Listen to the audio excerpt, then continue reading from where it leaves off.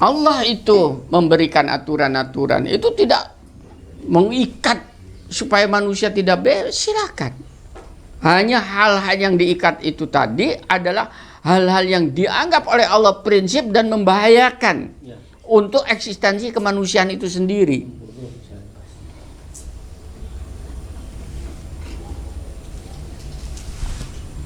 Coba kalau tidak percaya,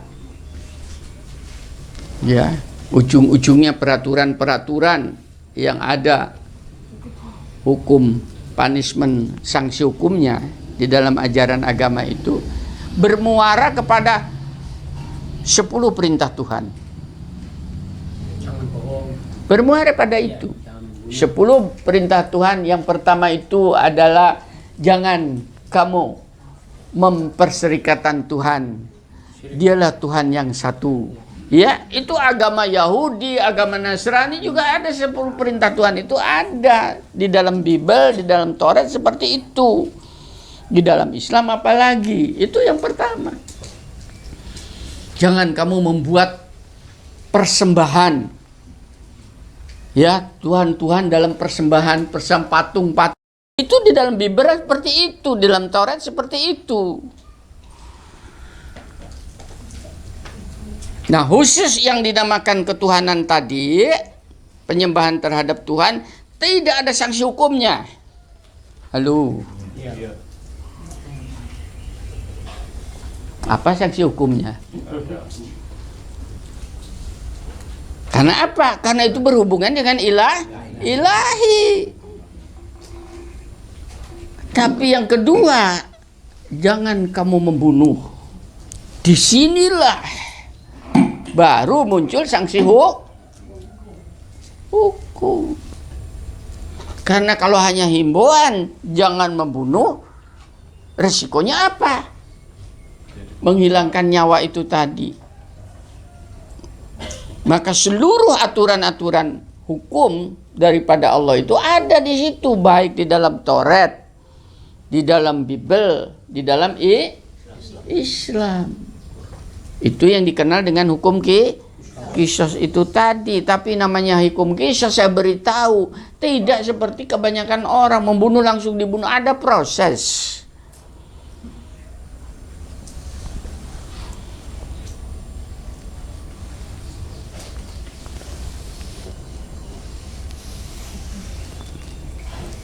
Itu ada sanksi hukumnya, diatur. Jangan kamu berzina, jangan dekati zina. Nah, itu semua seperti Ten Commandment, itu 10 perintah Tuhan. Sudah lihat? The Moses apa nih? Ten Commandment-nya, filmnya kan bagus ya dulu ya itu. Ya. Yang main tuh.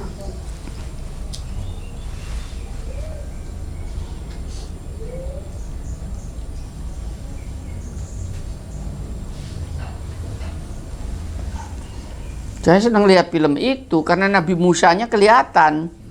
Paham ya?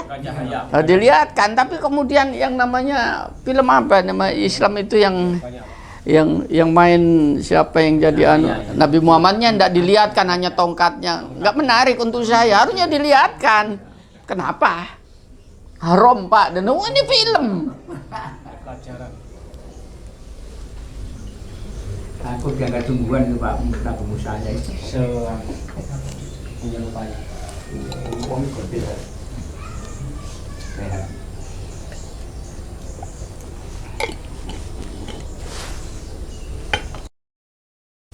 Itu jadi membunuh ada hukumnya. Ya, yang kita tidak tahu bagaimana tata cara di dalam Yahudi, Nasrani, dan hukum Islam pasti berkembang. Sekalipun esensinya sama. Berzina, seperti kayak demikian itu tadi. Kan ada sebuah proses. Dia itu sudah menikah atau belum? Kan lain, berbeda-beda tata caranya.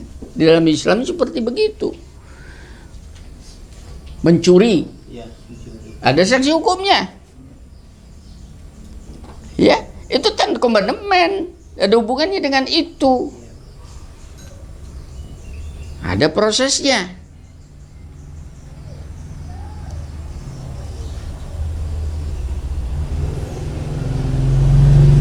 Berdusta. Begitu berdusta, mulai tidak ada sanksi hukumnya. Yang lalu kemungkinan sanksi sosial. Itu pembohong ya. Kalau di dalam ilmu hadis, mungkin seorang pendusta, hadisnya hadis doib, gak dipakai ya. Karena perawinya itu adalah suka dusta. Sanksinya di situ.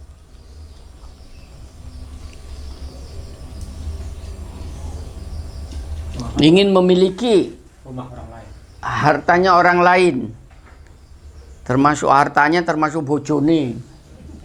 Itu dalam perintah 10 perintah Allah dan komandemen ya. Itu dilarang. Sanksinya apa? Kenapa semua itu disampaikan? Coba Anda bayangkan.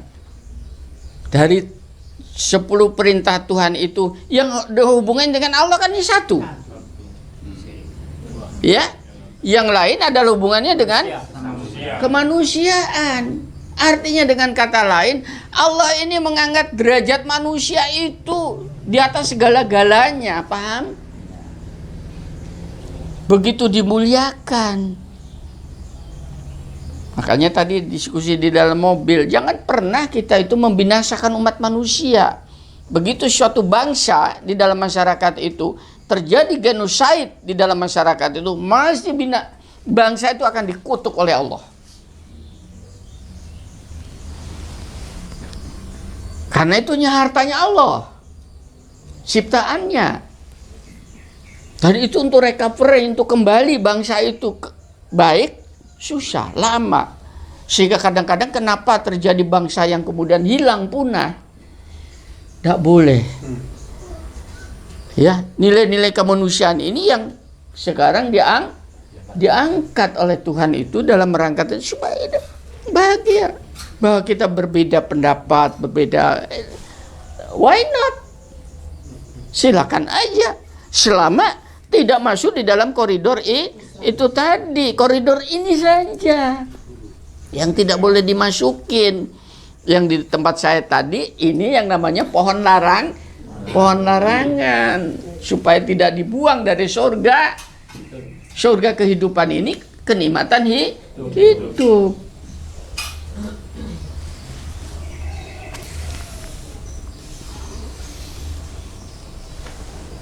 Itu kan enak kayak gini, Bu. Ke pasar, kangkung ada, kacang ada, kemangi ada, iwak mujair ono, lah kan enak. Sekalipun negara mungkin katakan bangkrut dan sebagainya, ternyata ibu-ibu ya ke pasar gak munggah-munggah bayaran, masih bisa makan, bahagia kan. Coba ini refleksikan kepada negara-negara yang tadi seakan-akan itu mau menegakkan hukum Tuhan, tapi bangsa itu hancur binasa sekarang. Ke pasarnya dibom. Paham ya? Mau rumah sakit, bawa ke rumah sakitnya dibom. Anak-anak kecil tadi yang harusnya bersenang-senang diculik, dijadikan untuk menjadi tameng hidup. Apa mau ibu-ibu? Negara ini seperti ini, kan tidak kan? Loh, ini sudah dalam kenyataan, boleh dilihat dari itu. Sekarang syariat mana lagi yang mau ditegakkan ini di dalam masyarakat?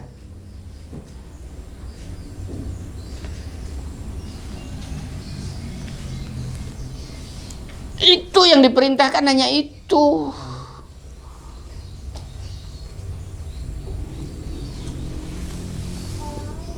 Yang lain silakan diatur sendiri. Di dalam perdagangan, tata cara perdagangannya, masa Allah mengatur? Kalau masyarakat sampai sekarang di desa-desa itu kalau jualan sapi, siapa yang sudah belantik sapi ini?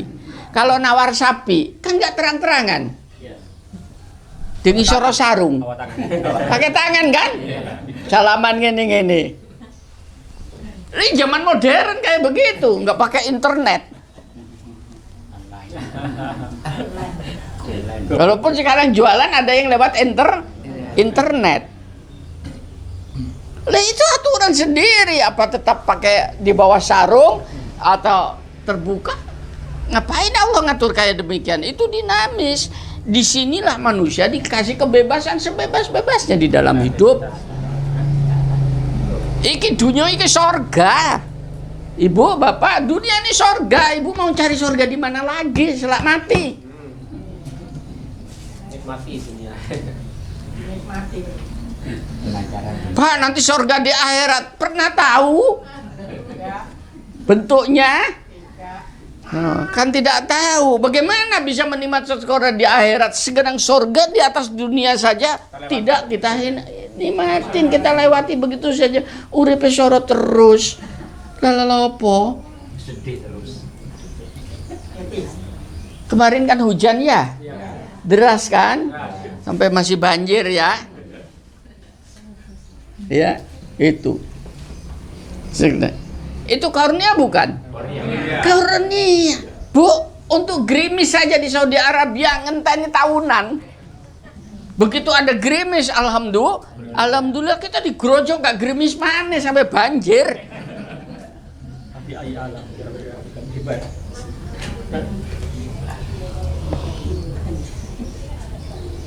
Ya nikmati hujan itu tadi sebagai sebuah karunia. Loh, yang buat hujan itu siapa? Ayo saya ingin tanya, di antara Anda bisa kan membuat hujan secangkir air hujan ini loh. Ambil secangkir air hujan itu, ambil air keran, ambil kemudian air sumber dan sebagainya, jejerkan nanti mana yang paling kaya untuk kehidupan. Air hujan. Lengkap sekali unsurnya.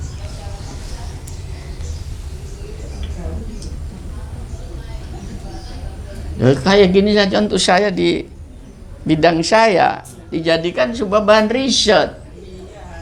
Ya.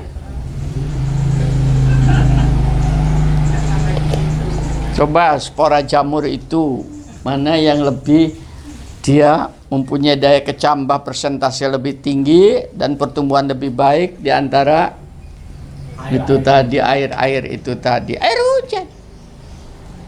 Karena dia terjadi pengkayaan. Sampai sekarang tidak ada manusia yang bisa sebuah kurnia bikinan Tuhan. Apa bukan surga itu?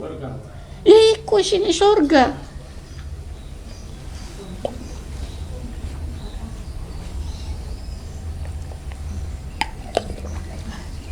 Ya surga iku, Bu, akeh aturane gak akeh aturane? Gak ono aturane, Bu.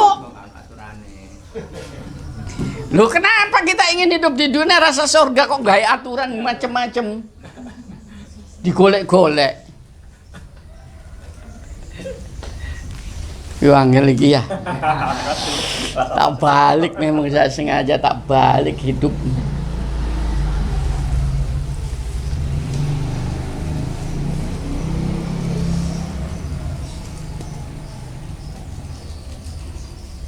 Ya tadi contoh, anak bayi baru 2,5 tahun, kok gaya aturan dewe, dikasih jilbab, kan kasihan.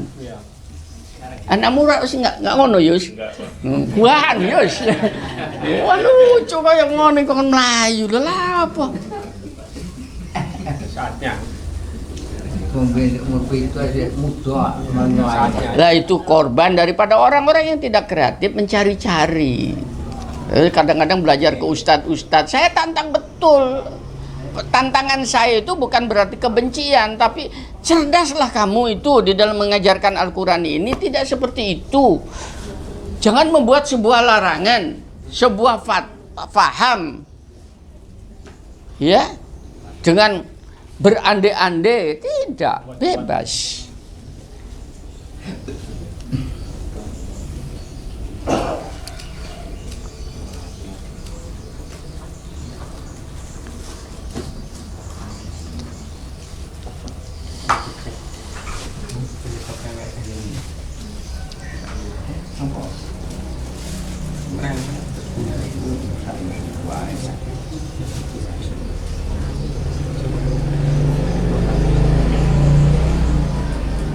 Ya, itu beberapa hal yang saya anggap sebuah fenomena di dalam masyarakat yang harusnya kita perbaiki ya. Karena mau tidak mau hidup di dunia ini memang adalah merupakan sebuah proses yang harus kita lewatin ya. Hidup di dunia ini, Bu, saya beritahu sebuah rahasia ya, yang mudah-mudahan bisa dibawa pulang. Hidup dunia ini untuk kenikmatan rohani atau kenikmatan jasmani? Dua-duanya. Bukan, jasmani itu hanya alat. Ikut menikmati. Hanya alat. Pada dasarnya adalah rohani. Kita di dalam alam rohani yang tidak bisa alam rohani kan tidak ada materi. Dia mendapatkan kenikmatan karena langsung berhadapan dengan ilahinya. Iya, sungguhan. Tapi kan lupa. Pernah masuk pada alam rohani? Lupa enggak? Lupa. Karena begitu rohani itu dimasukkan ke dalam alam jasmani, ya, maka alam jasmani yang dibawa kemana-mana iki wadah, Bu. Iki wadah tok. Lalu dalam bahasa apa ya? Keris itu serongko karo warongko atau serongko? Warongko ya. Tempatnya keris itu loh. Bungkus. Bahasa Indonesianya apa? Sarung. Lain kalau sarung kan pakai tidur itu, Bu ya. Serangka. Kerangka ya ini. Bahasa Jawa ya angel. Serotong, Pak. Ya itu dah. Ya itu luarnya. Kok aku ngomong keris, jadi ini aku ilmu kebatinan. Kejawen. Enggak ya, yang lain yang paling enak pakai apa ya? Bungkus ya, Pak. Ya sudahlah, kelambi dengan badan ini ya. Jasad ini adalah bajunya ini ya. Itu tadi. Karena mau tidak mau kenapa diberi apa namanya? Kulit. Ya, kulit dan isinya. Jasmani itu kulitnya, Bu. Kenapa dia harus ada kulitnya? Karena kita hidup di alam materi. Alam materi ini adalah alam benda. Maka yang bisa menggerakkan, yang bisa merasakan alam benda itu harus benda juga. Bisa diikuti nggak ini? Ya. Nah ini saja sudah sebuah teknologi yang canggih ya dari alam materi itu. Maka yang dinamakan rohani itu tadi disuruh menikmatin alam materi ini tadi, tapi tidak bisa kalau kemudian namanya rohani itu suruh jalan-jalan sendiri karena tidak bisa megang benda, tidak bisa merasakan. Maka untuk merasakan itu adalah harus ada media ya, alat. Nah, itulah yang dinamakan jasmani. Untuk apa? Untuk berbahagia hidup di atas muka bumi ini tadi. Untuk bersenang-senang. Seandainya, ini mohon maaf ya. Seandainya manusia ini tidak dikuasai oleh hawa nafsu. Paham ya? Tadi karena jasmani itu adalah bergeraknya oleh hawa nafsu, rohaninya itu tidak dikuasai oleh hawa nafsunya itu tadi, Bu. Ya, maka peraturan Tuhan itu tidak perlu lagi. Sungguhan, untuk apa diturunkan agama? Rohani. Buktinya apa? Di dalam rohani seperti itu.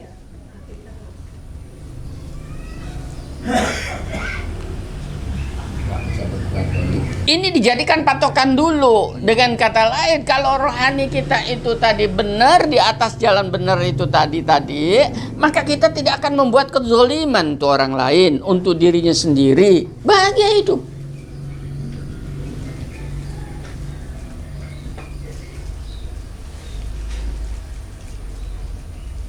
Ya, kedoliman itu. Misalnya dikasih amanah.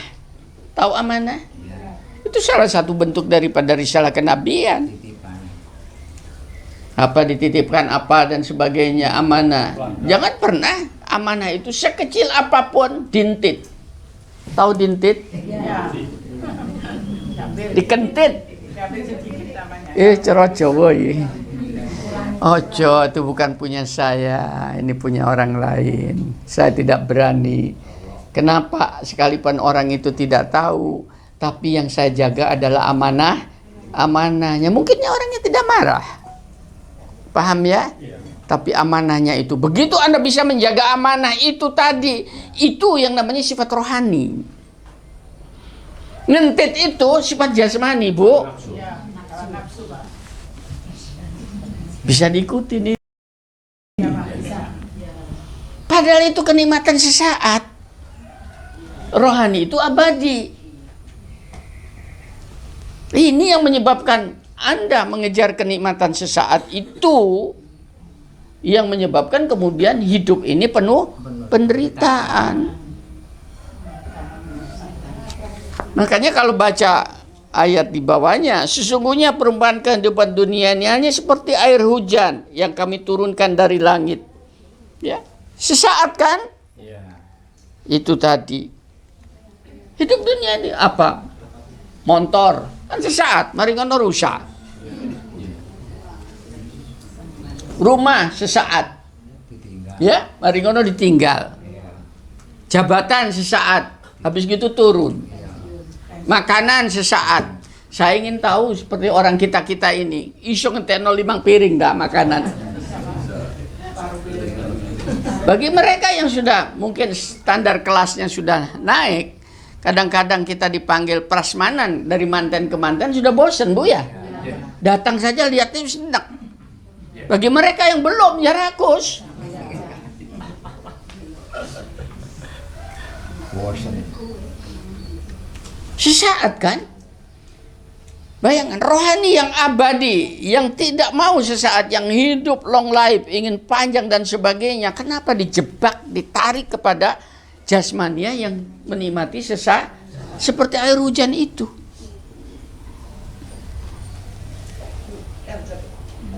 Makanya di ayat lain, kehidupan dunia itu adalah sana senda gurau, main-main, badutan. Tipu daya.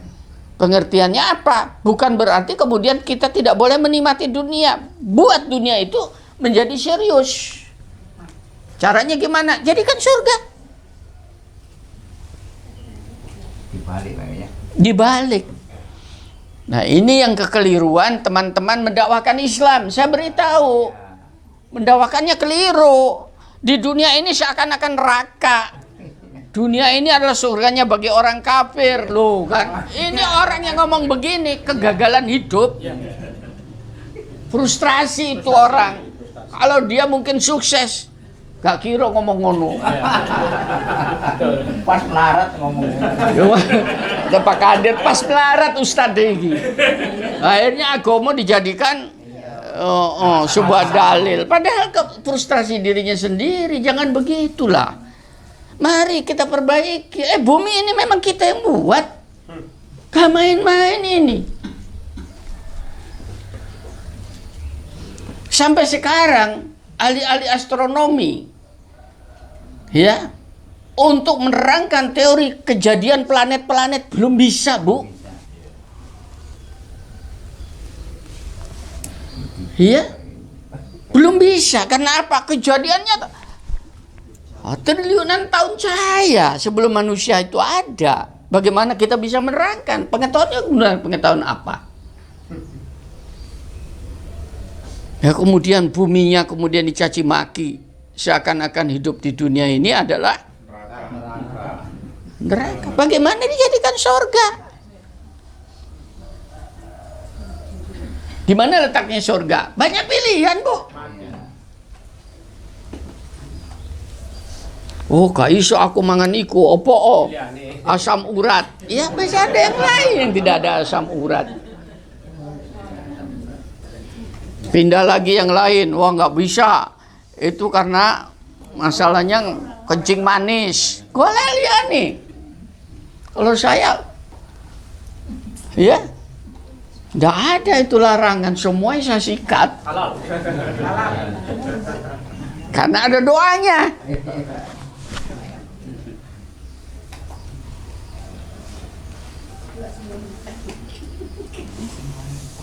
Makanya istri saya kalau makan dengan saya, ini kata anak saya, dokter ini enggak, wah itu kan anak kamu kan dengan suami saya. Makanlah. mumpung dekat suaminya, makan yang enak. Loh. Oh gitu Mas, iya makanlah. Ada doanya nanti, ajarin doanya. Ya kan surga. Kan kasihan saya makan enak, istri saya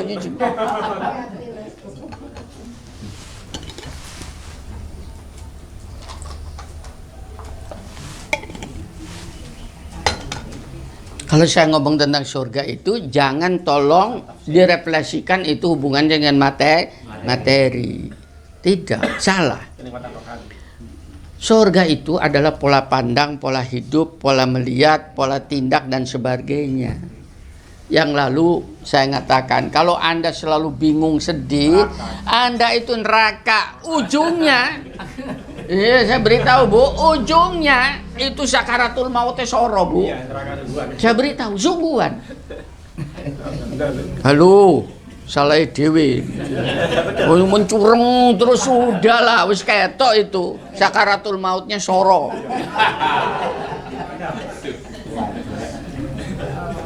Loh, hidup dunia yang enak saja kan sudah soro. Sakaratul maut itu alam sendiri Bu. Yang harus dilewati melalui sebuah penyerahan. Innalillahi wa inna ilaihi raji'un. Untuk kita itu bukan sudah mati ngomongin itu, sudah nggak ada gunanya. Kita mau meninggal dalam sakaratul maut itu atau di dalam kesulitan hidup, innalillahi wa inna ilaihi raji'un. Allah turun. Ayo, mari ngono saya lihat ibu-ibu semeringah ya. Jadi kalau nanti pulang, kalau ada yang mencurang, eling, neraka. Senyum. Loh, ini saya beritahu. Kenapa kita dikasih gigi berwarna putih? Kenapa kita dikasih bibir? Ya? Kenapa kita dikasih cahaya? Mata ini loh cahaya. Itu gak main-main. Sesungging senyum. Wih, ini Masya Allah. Bisa menghancurkan lawan jenisnya.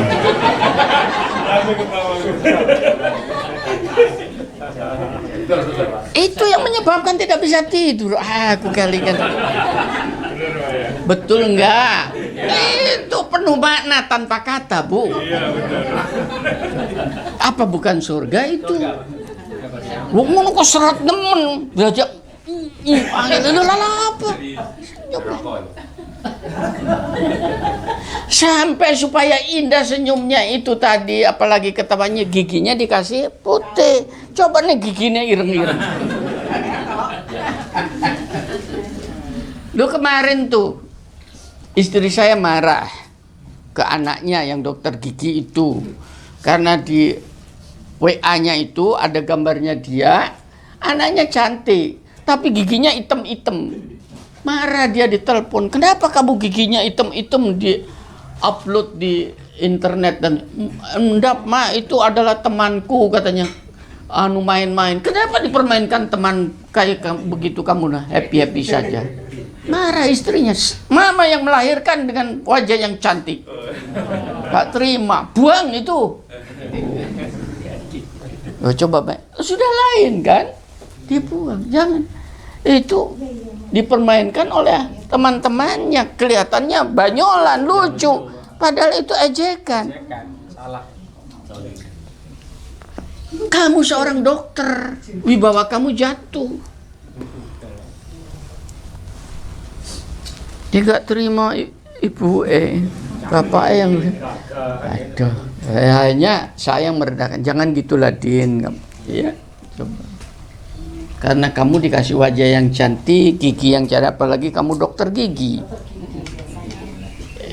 Mahal Bu gigi itu sekarang. Makanya tadi Pak, saya ambil spesialis apa?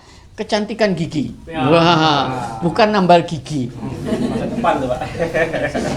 Tren masa depan. Mata besar. Itu ya. Tadi baik. Makanya nanti jangan sedih ya.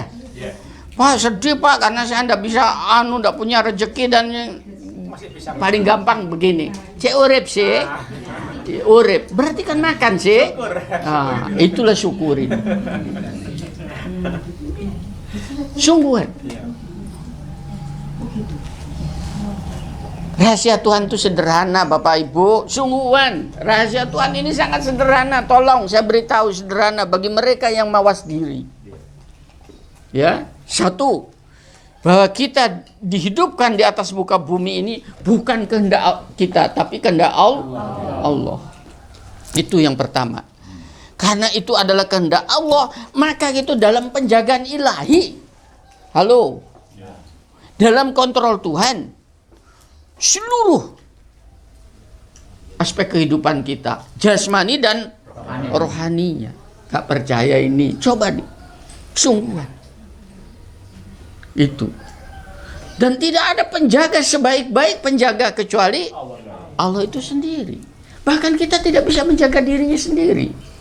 Betul. Ya. Buktinya sering terantuk kan ya. Nah, berarti Allah yang itu yang pertama. Yang kedua, rahasia Allah. Karena kita itu dijaga oleh Allah, maka seluruh kepentingan hajat hidup kita di atas muka bumi sudah digerojok oleh Allah tanpa kamu harus mencari. Halo, nggak iki sing angel. Sungguhan tanpa harus mencari. Ya. Masalahnya kenapa? Kita tidak sadar bahwa apa yang datang pada kita itu tadi adalah digerojok Allah. Misalnya sekarang kita air di sini kan melimpah, ya. Minum segelas air. Kenapa kita pada makan dan minum itu kita diajari oleh Allah dengan kata-kata hamdalah, berterima kasih kepada Allah yang telah memberikan makan dan minum. Itu kunci apa? Itu kunci untuk terbuka rahmat-rahmat lain pada kualitas yang sejenis.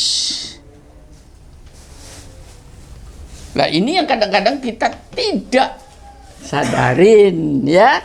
Yang ada di tangan kita itu seakan-akan itu bukan dari Allah, sehingga kita tidak bersyukur. Pada itu kunci pembuka untuk terbukanya kurnia-kurnia lain, bukan kita. Semuanya saya katakan ini tadi. Ya kalau kita Bu yang harus mencari, ya ngerokok temenan. Wis keliling kampung dodolan bakso kadang-kadang sampai jam 1 malam. Hujan gak payu. Iya? Nanti lain Bu. Kalau sudah tadi betul-betul dikontrol, wes gak usah apa pesanan teko dhewe Bu. Gak usah keliling kampung, pesanan teko dhewe. Resepnya apa? Smile please. Senyum. Enak. Sing enak iku baksone apa senyumnya sing dodolan. Oh, kan lain, Bu.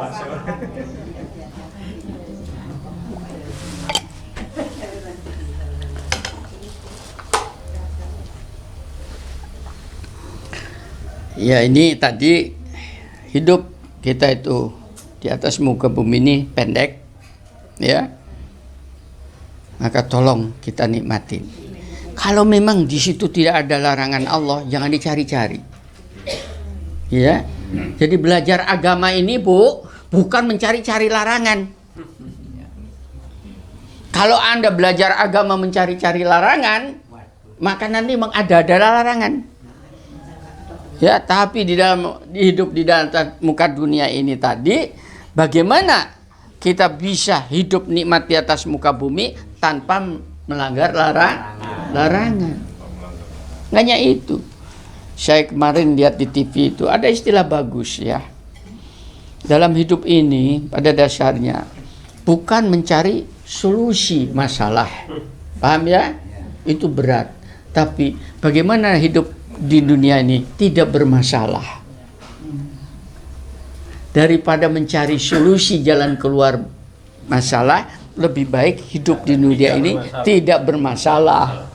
Kan lebih enak. Ya, tadi yang namanya larang-larangan sudah jelas. Dan maaf, di Indonesia ini hukum-hukum kayak demikian itu mungkin berlakunya pada hukum positif pelajarin. Sebagai pengetahuan, insya Allah bapak-bapak ibu yang ikut kajian kayak demikian kan tidak melanggar hal-hal yang kan membunuh sudah tidak, insya Allah dijauhkan. Ya, perzinahan insya Allah tidak, kan sudah bebas. Terus apa lagi? Mencuri tidak. Bahkan ada barang milik orang itu sendiri harus diumumkan. Sudah tidak. Ingin barangnya orang lain sudah tidak. Ya, dusta ya ada sedikit lah ya. Ya mulailah dihilangkan ya. Supaya kualitasnya naik tadi. Ya. Apalagi sekarang? Tanyakan kepada saya. Ya, itu di dalam masalah ada hubungan-hubungan dengan bermasyarakat, dengan ilahi, yang ada hubungan-hubungannya tadi. Peribadatan kan sudah jelas, kita sudah melakukan sholat, zakat, insya Allah, ya, puasa, haji sebagian besar sudah selesai. Terus apa mana? Makanya saya teman-teman sopo Pak Yusman ojo ngingu jenggot, lebih baik begitu supaya cahayanya keluar ganteng ya. Sing cocok jenggotan itu wong Arab.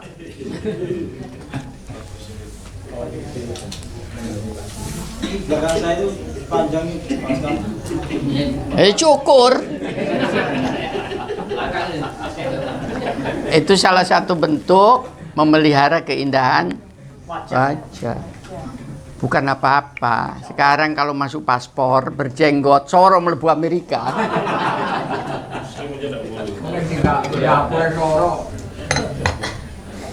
Pak, tanya Pak. Iya. Iya. Kenapa orang itu manusia ini apa dasarnya kok mau melakukan kezaliman itu? Karena fitrahnya begitu. Dalam fitrahnya itu disebutkan itu bahwa aku telah sempurnakan keciptaan manusia itu. Wa nafsin wa masawaha falhammaha fujuruha wa taqwaha qad aflaha man zakaha wa qad khaba dan seterusnya.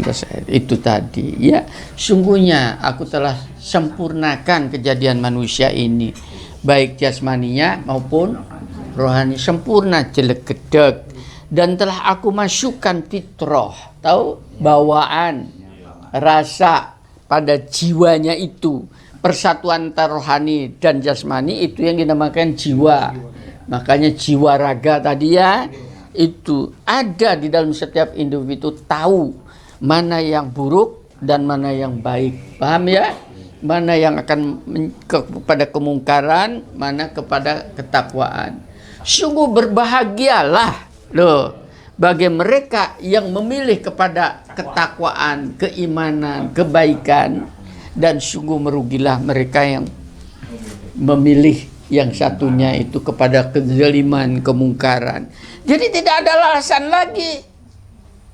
Pak, karena pendidikannya saya rendah.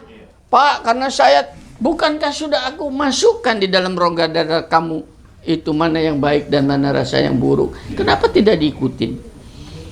Makanya ada kata-kata, ikuti hati nurani kamu yang paling dalam. Insya Allah itu akan membimbing. Itu perlu dilatih, dikondisionalkan. Ya, pelatihan-pelatihannya. Saya terus terang dalam kajian-kajian itu saya mencerdaskan. Untuk apa? Bahwa Al-Quran ini bukan kitab KUHP, paham ya? Pasal sekian, bukan. Oh, melanggar Quran pasal sekian, bukan. Sedikit yang berbicara begitu. Tapi tuntunan supaya bagaimana manusia itu hidup nikmat di atas muka bumi dan mulia di sisi Tuhannya dan sesamanya itu.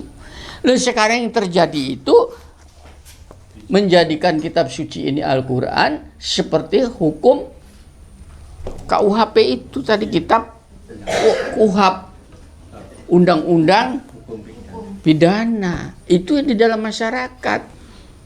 Iya, ini yang keliru. Akhirnya terjadi molet tak karu-karuan. Penjara. Tidak boleh. Nah, tadi saya katakan di dalam hukum Islam kan tidak ada penjara. Karena apa? Karena tadi langsung punishment-nya langsung setelah ya sudah. Bahkan yang kedua dimaafkan. Jangan kamu ulang lah, gitu ya. Nabi pun ya seperti itu. Janganlah kamu berbuat sudah. Jangan kamu ulang. Tobat pada Allah. Dia maghfirahnya sangat luas. Sangat sayang dalam kehidupan. Ayo, siapa lagi yang mau tanya? Ya. Jadi kan mulai bagaimana tidak cari masalah. Soalnya kan Allah tidak mau. Kalau tidak mau mensalah jangan bingungan. Karena orang yang mencari masalah, orang yang suka bingung, yang sebetulnya tidak perlu dibingungkan, itulah yang jadi masalah. Paham? Dipikirkan kan jadi masalah.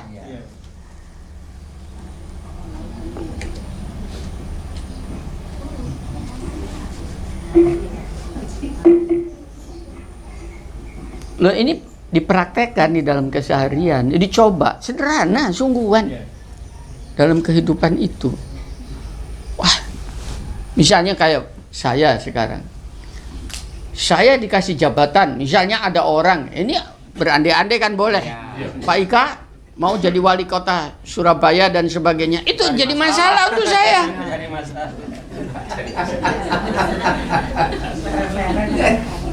Jadi masalah untuk saya. Lalu apa? Makanya saya tidak mau. Kalau di kampus, Pak Ika jadi rektor, usia diperpanjang jadi rektor dan sebagainya. Jadi masalah untuk saya. Loh, apa tidak jadi masalah? Loh, jabatan rektor duitnya, Bu, ini saya beritahu, mungkin dari perundangan jabatan rektor itu hanya sekitar 7,5 juta uang jabatan, tapi masalahnya akeh. Karena mahasiswanya kalau di Brawijaya itu hampir 60.000, itu jadi masalah. Pak Rektor ngomong ke saya, yo opo ngatur parkir, gak masalah. Salah. Ya aku golek masalah ya. Parkir saja. Belum lagi masalah dosennya. Ya apa, agar supaya dosen-dosen itu tidak habis. Masalah, Bu. Karena tidak ada pengawetan PNS. Sementara yang tua-tua ini pensiun. Pengangkatan. Tidak ada pengangkatan. Ya apa caranya? Ngangkat sakene. Masalah. Jadi masalah. Karena dosen ini gak bisa diatur. Termasuk Anton.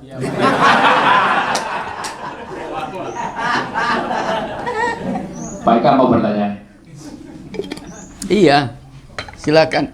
Pak, bagaimana cara dandani atau memperbaiki kebodohan-kebodohan di masyarakat kita yang kalau tengah malam atau pagi-pagi jauh sebelum subuh itu sudah mengeluarkan suaranya, kemudian tadi yang pakai CD atau pakai kaset ngaji, wanter itu sehingga kita ini merasa terganggu. Tidak usah jauh-jauh, di tempat saya sendiri ada. Nah ini kalau kita memberitahu secara baik-baik kepada takmirnya atau kepada pengurus yang membunyikan suara keras tadi, beda pendapat dan bisa bertengkar. Mohon penjelasan. Bagaimana kita memperbaiki kondisi masyarakat, khususnya di masjid itu loudspeakernya keras. Kalau kita datangin, mereka marah. Gimana caranya? Jadi takmir masjid, Pak. Ini masalah, Pak. Iya, menurunkan itu. Kalau Bapak tidak jadi takmir masjid, memang itu jadi masalah. Jadi takmir masjid supaya ojo nganggo loudspeaker, iki masjid. Itu lain tuh kebagian. Tapi masalahnya ada takmir masjid di sini juga tidak berani untuk negor. Contohnya Pak Samsudin. Sudah setegur Pak tapi dablek.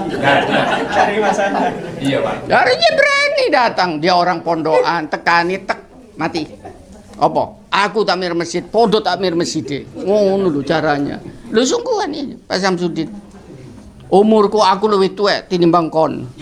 Mondok ndok ndi aku pondokan, ndok gontor. Ngono sih. Loh, itu jadi menang akhirnya. Gak wani menang noai. Sudah masalah itu. Ditanya di yaumil akhir, bukankah ada kamu? Iya. Opo gak wani? Entek kon. Ya sudah ngomong bolak-balik. Ya. Salah satu contoh di masjidnya Pak Kadir. Ada dua masalah begitu saya masuk ke masjid itu, takmir yang lama. Di depan itu ada jam besar. Karena ada orang mau pamer bahwa dia ngasih jam, minta di depan. Ya. Loh, takmirnya gak wani ditaruh di depan. Yang satunya ada Quran itu tulis cilik-cilik di figura ditaruh di tembok itu. Saya bilang ini masjid intelektual didelain ngene, ini musyrik saya bilang. Juga dilihat saja nggak lihat. Quran tuh ditulis kayak dia musyrik turunan. Katanya Pak Kadir, engkau sih tunggu takmirnya ganti. Karena takmirnya yang kuasa itu terus kenapa katanya? Rame kan? Benar, saya minta karena dia adalah RW gantian takmirnya. Ganti begitu takmirnya ganti, langsung datang ke saya. Pak Ika sudah hilang loh. Loh, efektif kan hidup ini. Sudah saya buang Pak Ika. Yang depan gimana? Ya Pak, akan saya pindah. Coba. Enak kan? Karena selalu dimasukin oleh orang yang berpersangka dikiranya benar. Sungguhan. Beramal soleh ya. Dikiranya itulah agama. Itu penistaan terhadap harusnya ditangkap. Itu yang sudah menghina Quran. Ditaruh figura, ditempelkan di tembok-tembok. Itu tangkapan. Itu sungguhan. Itu penghinaan terhadap Quran. Sudah, Pak Anu Jatmiko? Ya, Pak. Gak wani, Kak? Saya mikir-mikir ya. Ya, maksud saya dibatasi lah. Kemampuannya itu sesuai dengan tanggung jawabnya kita ya. Saya tahu. Ya, satu contoh misalnya, membenahi Republik Indonesia ini untuk saya gampang. Sungguhan untuk saya. Nggak tahu presidennya ini tanggap atau tidak. Ya. Kalau cara memandang Indonesia Republik ini masih dianggap sebagai sebuah negara kontinental, lalu kontinental daratan, mesti tidak akan sejahtera. Tapi harus orientasinya adalah negara kepulauan. Kalau negara kepulauan, Pulau Bali jadikan pulau apa? Sumatera itu jadi pulau apa, Jawa jadi pulau apa, lain mengelolanya. Karena sumber daya alamnya berbeda-beda, sumber daya manusianya juga berbeda-beda. Sesuaikan dengan itu. Ya, itu lebih enak. Nggak seperti sekarang. Alhamdulillah sudah mulai respon nasihat saya sekarang. Ya, harusnya ibu kota pemerintahan dipindahkan. Kemarin sudah di TV muncul ya. Akan dipindahkan ke Kalimantan. Saya kira benar ke Kalimantan itu. Karena apa? Itulah pulau teraman. Tengah-tengah. Saya bilang Jawa ini pulau tidak aman karena banyak gunungnya. Indikatornya itu. Kalau pulau banyak gunungnya, pulau itu tidak stabil. Maka untuk stabil Tuhan dikasih pasak. Mereka percaya tuh ban motor supaya stabil kan dikasih. Bukan. Bukan uji, bawahnya sporing imbalance itu. Dikasih timah-timah itu kan, iya kan, supaya begitu. Itu timah-timah tambalannya supaya Kalimantan nggak ada gunungnya, ya Kalimantan ya, tidak ada gunungnya, negaranya luas. Bangun di situ transportasi kereta, jalan raya dan sebagainya, sehingga orang-orang di Jawa geruduknya ke sana, nggak lagi ke Jakarta. Sudah itu hanya simbolik ke sana, lapangan kerja luas dan sebagainya. Tambang hentikan, merusak alam itu. Iya. Hari ngono jadi menteri pembangunan saya. Jadi masalah. Artinya begitu sampel ya kalau kita itu mau secara rasional saja. Kapan-kapan sinaung ini ya. Penting sekarang khususnya untuk ibu-ibu tadi, mungkin ini solusi tadi. Saya yakin ibu-ibu masing-masing punya potensi, ya. Ada ahli mungkin membuat cerancaam, ada ahli mungkin membuat sulaman, bordir, daerah bordir ya. Bahwa itu potensi-potensi itu dijadikan taman surga. Karena di situ dapat income, di situ dapat silaturahim, di situ dapat kehidupan. Jangan kemudian ngerem diri jadi susah. Jangan. Alam ini mari kita manfaatkan dalam sisa umur ini. Tidak ada yang tidak bisa dikerjakan. Mudah-mudahan yang kita kaji pagi ini menjadi nuansa baru dalam kita menghargai sumber wahyu sebagai sumber kebenaran di dalam bermasyarakat. Mudah-mudahan kita masih diberi kesabaran ya untuk tetap bergabung dari waktu ke waktu menggali kebenaran ilahiyat.